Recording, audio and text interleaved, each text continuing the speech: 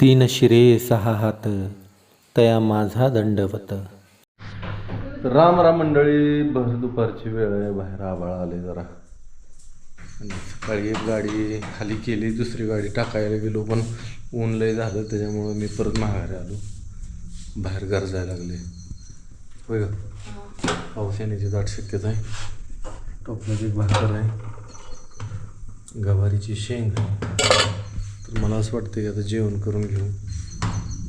आणि आज पाऊस येणार आहे, आपण आजच्या पावसाचा आनंद घेऊ. तर आम्ही आलो आहे आंब्याचा आंबा उतरायला. पाड बी लागला आहे ह्याला बऱ्यापैकी चांगला, पण इतके दिवस आम्ही उतरवलंच नव्हतं. एक एक टाक, एक एक, हां एक एक टाक, थांब. हां, आंबा जर जास्त आदळला ना तर ते खराब होतो. जास्त नाही आदळला तर काय होत नाही त्याला. आता एक एक दे. एवढा आंबा निघला आपल्याला. ती 2-4 आंबा घेऊन यायला लागली. आज जरा कामाचा वाट्याबोळ झाला आहे, कामच करू वाटत नाही आज. आपल्याला गाडी ट्रॅक्टर खालीच आहे, ते आणायचं आहे. आणि ती खालची दगड बघा अशी हातारून ठेवतो आहे आम्ही इकडं. ह्याची माती होऊन जाते बरं का. परत हळूहळू पावसात भिजलं की ह्याची माती होऊन जाते. आणि इकडं मुरुम टाकला आहे, पुसरून घेतला सगळा. आता जरा मस्त वाटायला लागलं. चिकोली ही लागायचं नाही यंदा. गायनं टाकतो का याल रे भुईमुगात, याला टाक तेवढं गायनं. मला वाटतं त्यात नको टाकू का द्या. होय का, काय होत नाही हां राहू द्या, काय होत नाही. हे खायला लय आवडतात गायींना. आलं सांग नको बघतो. गाई लय आवडीने खाते ती. हां तिला तिला बी टाक. चला, आवाळ आले, शिरवळा पडले. आज काय कामच नाही. सकाळी गाडी लावून ठेवली, अर्धी सुद्धा झाली नाही, ऊन लय लागायला लागलं. त्याच्यामुळं आम्ही आलो माघारी. काल काम लय झाल्यामुळं आज अंग दुखायला लागले, जरा नको वाटायला लागली काम करायला. 2-3 गाड्या टाकल्या म्हणजे मग दगड सगळे निघून जातील. एकदा फनायचं, परत दगड याचायचे, मग आपलं रान जरा झालं नीट. हे बघा, ही चुना चुनखडीचा खडूक आहे. चुना ह्यातनं काढते. ह्याला काय करावं लागतं, ह्याला अशी घेते ती असं आणि ह्याला तापवते ती चांगला. बाई ती मोठा खडा घे का. बघा ही चुन्याचा खडा. आमच्या इकडं भरपूर चुनखडच असते इकडं.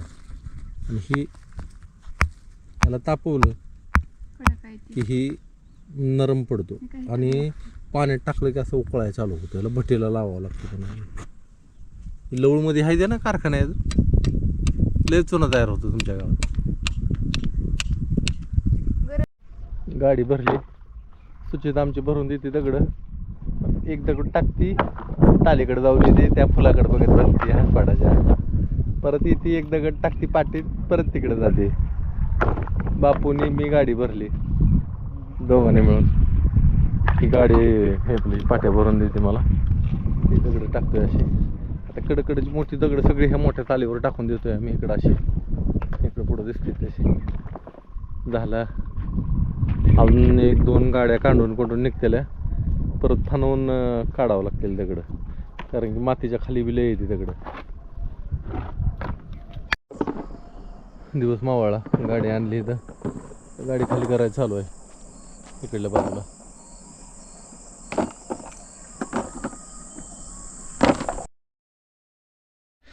तर राम राम मंडळी, मी संदीप बघत स्वागत करतो तुमचं आपली माती आपली माणसं यूट्यूब चॅनलवरती. मित्रांनो, संध्याकाळच्या जवळजवळ 4 वाजलेले आहेत आणि आम्ही चाललो आहे लवळला, कारण की ऑर्डर आलेलं आहे. ते बऱ्याच लोणचं पाठवायचं राहिले ह्या लेवलचे, आणि दगड उचलायच्या नादात जरा काम खोळंबलं जरा लोणच्याचं आपलं. तर जावं लागेल आपल्याला तिकडं. काय होतं आहे बरं का, कुठलं तरी एक होतं हो. सगळंच म्हणलं का नाही, डोक्यात डोकं किर्र होऊन जातं. लोणच्याचं बघायचं, शेतीचं बघायचं, इकडे बघायचं. त्यात लोणचं जवळ नाही, लवळला जावं लागतं, तिथं सगळं जाऊन करावं लागतं. तरी त्या बाया बिचाऱ्या फोडते त्या लोणचं, कैऱ्या फोडते त्या. ही जाऊन आपलं मस्तपैकी लोणचं बनवायचं. हिला जमतं बनवायला, कसं बनवायचं तिच्या अटकलेलं. आणि तिथनं परत मग आणायचं, पॅकिंग करायचं, पत्र टाकायचं, मग ती तुम्हाला परत कुरवाड्याला घेऊन जायचं, तुम्हाला पोचलं का नाही ते बघायचं. लय असते त्याच्या मागे. आता जाऊ येऊ माघारी. आज म्हणलं होतं जरा पाऊस येईल, आभाळ येईल काय तरी थोडासा, पण काय नाही, आभाळी नाही, काय नाही. आणि रात्री काय झालं बघा, मोटर चालू केली ताक भिजवायला आणि मोटरच बंद पडायची सारखी, लईच अडचणी यायच्या. कसं काय माहिती, ताक भिजलंच नाही, सुकायला लागलं आहे आज ताक. तर आज जरा थोडंसं जागून तेवढं ताक भिजवून घ्यावं लागेल. काय तर चाललं होतं आता. यायचं पिपळकोट्याला? पंढरपूरला निघते का मग? त्यामुळे येत आली बाई. लोणचं वाळा घातले. कुठलं झाड राहिलं आता लोणच्याचं? झाले का सगळे? बर. ऑर्डर आहे तर भरपूर. ही झाड आहे की काही खायचं आंबा आहे? खायचं आहे काय? तर येऊ काय आणला गेला तुला नाही जमायचं. पिशव्या भरल्या लोणच्याने, डब्यात लोणचं आहे. आणि बाळासाहेब येणार आहेत आपल्याबरोबर. आता येणार आहे ना? उरकून बसलाय ना? कुठं चाललाय तू आता? नांगणा ना? कुठं? नीट बोल की इकडं. हा कुठं? नागला आला. नागला आला का लागणाला? कुणाच्या माहित नाही? नुसतं पोट भरून यायचंय काय? मग गुलाबजाम खाऊन यायचं. चला की झालं का? तर मंडळी जवळजवळ दिवस मावळून गेला आपल्याला, तिथनं हलायलाच. आता उशीर होईल घरी जायला. घरी जाऊन पुढची कामं. 2 डबा आहेत. पुढं टाकीवर एक डबा घेतलाय, तिच्यापाशी एक डबा आहे. रस्ता काय नीट नाही ते इकडचा. गच खोलग पक्का रस्ता नाही. आणि परिसर पुढचा असा आहे.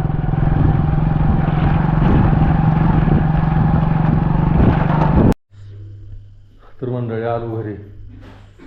जेवणाची तयारी चालू आहे. भाजीची लसूण तयार आहे. आणि आज आता परत लोणच्याचे पॅकिंग करायचे ते अजून जवळजवळ 30-40 ऑर्डर आहे त्या. उद्याच्याला त्या पाठवून द्यायच्या. आता पाठवलं म्हणजे सगळेजण होते ते का?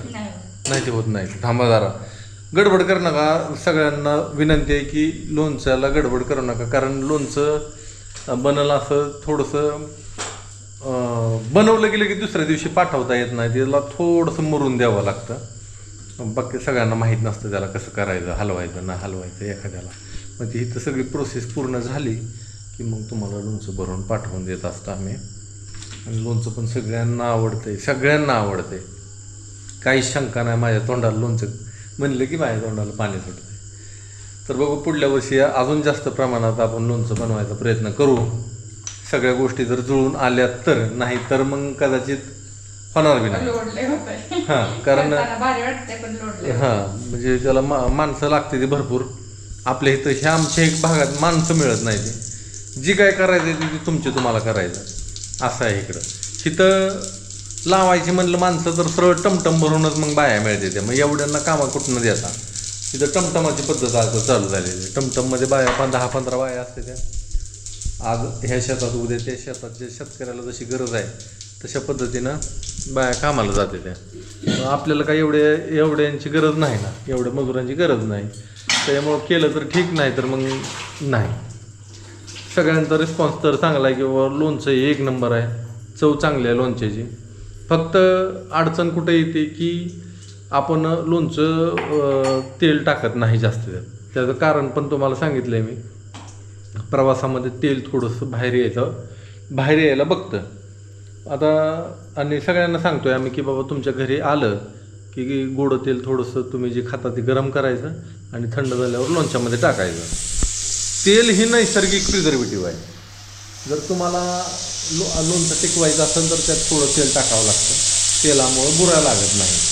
आणि आपण लोणचं बनवतो हे नैसर्गिक पद्धतीनंच बनवतो, कुठलं प्रिझर्वेटिव्ह टाकत नाही. नंतर काय टाकलं याचं? कांदा, टमाटर, लसूण, अद्रक बारीक करून टाकलं. आज आहे भाजी टोमॅटो पनीरची भाजी आहे पनीर. तशी पनीरची भाजी करून ये बरं का, पण एखाद्या वेळेस करत असतो. आयुर्वेदामध्ये ती दुधाच्या पदार्थासोबत मीठ, तिखट, आंबट ही सगळं वर्ज्य आहे.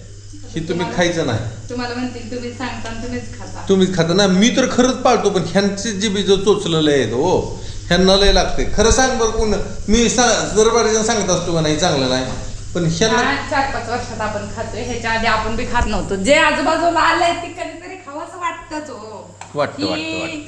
वाटतं सगळं नियम कोणी पाळत नाही. आधीपर्यंत होतं का आपल्यात पनीर ही नावाची चीज माहित होती का आपल्याला? सगळं नियम कुणी सुद्धा पाळत नाही.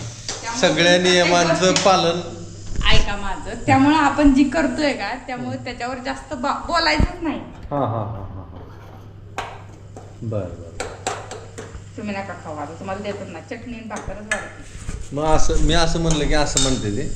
आता उपदेश पहिल्या लोकांचं कसं असायचं बरं का, पहिलं लोक एकतर दूध खाल्लं तर दूध भाकरी सोबत कुसरून खायचे, दूध भाकर नाही तर मग ही नाही तर मग त्यांचं कसं असायचं, त्यांना एकतर दिवसभर कष्ट भरपूर आणि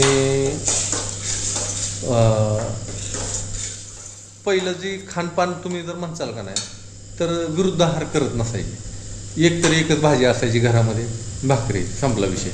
ह्याच्याबरोबर ती मिसळून आता लय रेसिपी निघले. ते पहिल्या रेसिपी म्हणजे भाकरी आणि भाजी एवढीच रेसिपी. सणावाराला पोळ्या, येळवण्याची आमटी, वड्या, ही सगळं भजी फिजी त्या टायमाला एखाद्या दिवशी असायचं. आता तसं नाही. पनीर आपण काढून ठेवलेलं